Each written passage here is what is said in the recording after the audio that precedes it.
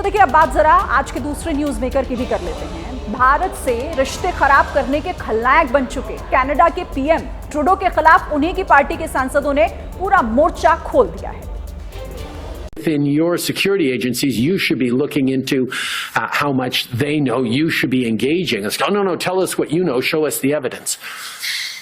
And at that point, it was primarily intelligence, not hard evidentiary proof.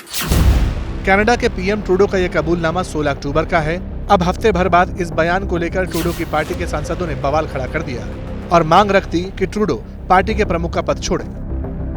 Liberal party की साप्ताहिक बैठक में 24 सांसदों ने जस्टिन ट्रूडो के खिलाफ एग्रीमेंट साइन किया और उन्हें 28 तारीख तक का समय दिया गया। इन सांसदों में एक भी मंत्री नहीं है, लेकिन अभी तक ये साफ नहीं है कि अगर ट्रूडो 28 तारीख तक अपने पद से इस्तीफा नहीं देते हैं तो आगे क्या होगा। पिछले साल कनाडा में आतंकी निज्जर की हत्या हुई थी। हत्या के आरोप को लेकर ट्रूडो ने इंटरनेशनल लेवल का झूठ बोला, भारत पर आरोप लगाए, हालांकि कोई सबूत नहीं दिया, जिसके बाद से दोनों देशों के संबंध खराब हुए। कनाडा का विपक्ष भी ट्रूडो पर सवाल उठा रहा है। So how can the Prime Minister at the same time blame rogue elements in the Indian government? Now the Prime Minister's incompetence has severely damaged Canada's relations with the world's largest democracy. अगले साल Canada में चुनाव होने हैं। माना जा रहा है कि सिख वोट बैंक की चाहत में ट्रूडो भारत के खिलाफ अनर्गल आरोप लगा रहे हैं। अब उनकी ही पार्टी ने मांग रख दी है कि अमेरिका में जिस तरह से बाइडेन ने खुद को चुनाव से अलग रखा, ट्रूडो भी अलग हो जाए। ट्रूडो की वजह से भारत और कनाडा के रिश्ते दांव पर हैं। पिछले हफ्ते ही भारत ने अपने उच्चायुक्त संजय कुमार वर्मा को वापस बुला लिया और कनाडा के उच्चायुक्त समेत कुछ अफसरों को कनाडा वापस भेज दिया, जिसके बाद से तल्खी बढ़ी हुई है। देखिए, ट्रूडो कनाडा में अपनों के बीच इसीलिए घिर गए हैं क्योंकि उन्होंने बिना सबूत के भारत पर आरोप लगाए और अपने संबंध खराब किए। हत्या में भारतीय एजेंट के हाथ होने के आरोप लगाए, लेकिन ट्रायल कोर्ट में सबूत पेश नहीं किए। भारतीय एजेंटों पर साजिश रचने के आरोप लगाए, लेकिन पुलिस ने जांच में उस कड़ी को कनेक्ट नहीं किया। गोली चलाने के लिए हथियार कैसे आए, पैसा किसने दिया, इसके बारे में जानकारी नहीं दी गई। भारतीय एजेंट के हाथ की बात तो कह दी, लेकिन हत्या का मकसद क्या था, इसके बारे में भी वो कोई जानकारी नहीं दे पाए हैं। ट्रूडो का ग्राफ अपने देश में गिर रहा है और इसकी वजह खुद ट्रूडो ही है। आखिर ट्रूडो पर उनकी पार्टी और विपक्ष का दबाव क्यों है, अब उसे जानते हैं। एक तो ट्रूडो ने बिना सबूत के भारत पर आरोप लगाकर संबंध खराब किए, दूसरे इस संबंध के खराब होने से कनाडा को बड़ा नुकसान होने का खतरा है। भारत और कनाडा के बीच सालाना करीब 70,000 करोड़ का कारोबार होता है। भारत ने कनाडा की करीब 600 से ज्यादा छोटी बड़ी कंपनियों में निवेश कर रखा है। कनाडा की अर्थव्यवस्था में एक बड़ा योगदान भारतीय छात्रों का भी होता है जो कनाडा में पढ़ने जाते हैं।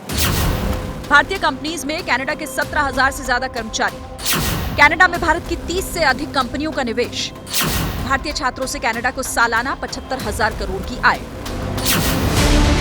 अब अगर भारत और कनाडा के बीच रिश्ते बिगड़ते हैं तो दोनों देशों के बीच कारोबार बंद होता है तो कनाडा को लाखों करोड़ रुपए का नुकसान उठाना पड़ सकता है। यानी ट्रूडो के एक झूठ की कीमत पूरे कनाडा को उठानी पड़ेगी। ये बात विपक्ष पहले से समझ रहा है, अब वहां का सत्ता पक्ष भी समझने लगा है। यही वजह है कि अब कनाडा में ट्रूडो का क्रेज ढलान पर आ गया है। देखिए, दुनिया की नजरों में ट्रूडो का ग्राफ कैसे और क्यों गिर रहा है उसे समझते हैं। ये जो ट्रूडो हैं, अपनी ऊट पटांग हरकतों की वजह से हमेशा बदनाम है। कनाडा में इन्होंने भारत से दोस्ती का दाव उसे लगाकर जो कुछ किया है उससे उनका ग्राफ दिन ब दिन गिर ही रहा है लगातार। देखिए, कनाडा में भारत के विरोधियों को इन्होंने पनाह दे रखी है। कनाडा के पीएम ट्रूडो खालिस्तानी आतंकियों को पालते हैं, उन्हें पोसते हैं। भारत के 9 मोस्ट वांटेड कनाडा में ही छिपे हुए हैं और इन्हें मानो ट्रूडो जैसे संरक्षण प्रदान करने का काम करते हैं। खालिस्तानी आतंकी पन्नू को भी संरक्षण दिया हुआ है, जो कि भारत में मोस्ट वांटेड है। इंटरनेशनल ड्रग्स रैकेट के तार कनाडा से जुड़े हुए हैं। मतलब भारत में जो ड्रग्स के रैकेट चल रहा है उसका एक सिरा कनाडा में है और कनाडा में ट्रूडो ये सब सिर्फ एक समुदाय का वोट लेने के लिए कर रहे हैं। पॉलिटिकल पावर सेंटर में हम कनाडा के प्रधानमंत्री ट्रूडो की इस स्टोरी को इतना स्पेस क्यों दे रहे हैं, इसे जानने के लिए इन आंकड़ों को समझना आपके लिए बेहद जरूरी है। देखिए, कनाडा की कुल आबादी में 4% भारतीय हैं। इनमें सिखों की आबादी करीब 2.1% है। भारतीय मूल के करीब 29 लाख लोग शामिल हैं इसमें। सिख समुदाय के 7.70 लाख नागरिक वहां पर मौजूद हैं। भारत के बाद कनाडा में सबसे ज्यादा सिख हैं। अमेरिका, यूएई, मलेशिया के बाद सबसे ज्यादा भारतीय जो हैं वो कनाडा में ही रहते हैं। मतलब एक तरीके से कनाडा में मिनी इंडिया बसता है, लेकिन ट्रूडो की नीति की वजह से इस वक्त दोस्ती खतरे में है।